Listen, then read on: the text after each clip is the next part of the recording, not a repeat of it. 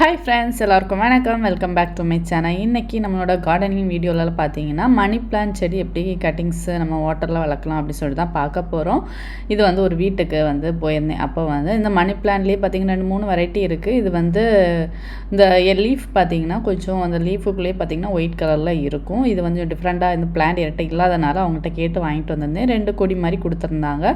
இது வந்து அவங்க ஹேங்கிங் பிளான்ட்டாக வளர்த்தனால அதோட லீஃப் பார்த்தீங்கன்னா அப்படி ஹேங்கிங்கில் தொங்கும்போது சன்லைட் எந்த பக்கம் இருக்கோ அதை பார்த்து தான் அந்த லீஃப் வந்து மேலே அப்படியே இருக்கும். அதனால தான் அந்த ரூட் வந்து கீழே இருக்குது, அந்த லீஃப் வந்து டைரக்ஷன் மாறி அந்த மாதிரி தெரியுது உங்களுக்கு இதில் பார்க்கும்போது. வாங்கிட்டு வந்து அப்படியே பார்த்திங்கன்னா ஒரு சின்ன பக்கெட்டில் அப்படியே போட்டு வச்சுருந்தேன். அதுலேயே பார்த்திங்கன்னா வேர் விட்டு வந்துருந்து.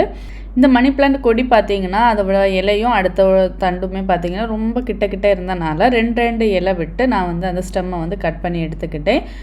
நம்ம வந்து 2 லீஃப் இருக்கிற மாதிரி அது வந்து எக்ஸ்ட்ரா இருக்கிற ஒரு லீஃபை கட் பண்ணிவிட்டு நம்ம வந்து தண்ணிக்குள்ளே மூங்குற மாதிரி இருக்கிற மாதிரி நான் வந்து கட் பண்ணிக்கிட்டேன்.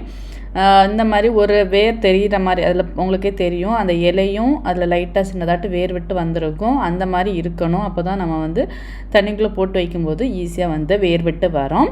இந்த மாதிரி 2 லீஃப் இருக்கிற மாதிரி கீழே வந்து ஒரு ஃப்ரீயாக வந்து நம்ம தண்ணியில் போடுற மாதிரி இருக்கிற மாதிரி நம்ம வந்து மணி பிளான்ட் அந்த கம்பெல்லாம் வந்து கட் பண்ணி எடுத்துக்கலாம். இது வந்து ஒரே அளவு எந்த டைரெக்ஷனில் நம்ம இருக்கணும் அப்படின்னு சொல்லிட்டு கரெக்டாக பார்த்து வந்து எல்லா ஸ்டெம்மையும் எடுத்து வச்சுக்கிட்டேன். ஏன்னா அதிலே உங்களுக்கு தெரியும், அது லீஃபெல்லாம் பார்த்திங்கன்னா கீழாப்பில் இருக்கிற மாதிரி இருக்கும். ஆனால் வந்து அது கொடி வந்து கரெக்டாக தான் நான் வச்சுருக்கேன்.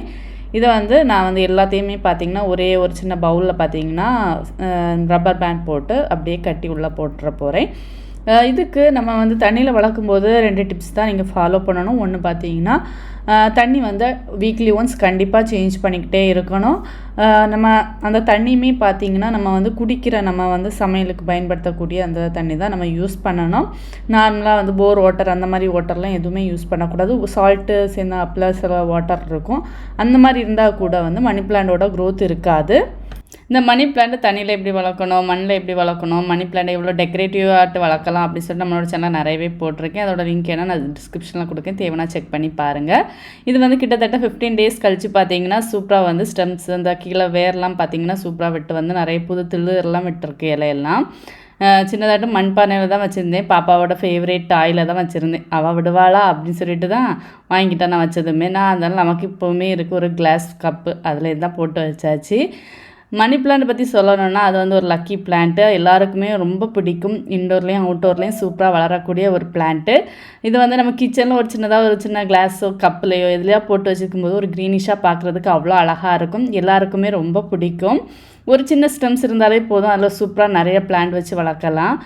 இது பார்த்திங்கன்னா ஒரு 15 டேஸ்லேயே பார்த்திங்கன்னா சூப்பராக வந்து நல்லா புது திளர்லாம் விட்டு நிறையவே வந்திருக்கு. இதில் வந்து நிறைய கம்பு இருக்கிறனால நம்ம தனித்தனியாக பாட்டில் எடுத்து வச்சுக்கலாம், இல்லை தண்ணியிலே வச்சு வளர்க்கலாம். நம்ம வந்து 1 வீக் ஒன்ஸ் கண்டிப்பாக வந்து தண்ணி சேஞ்ச் பண்ணி வைக்கணும்.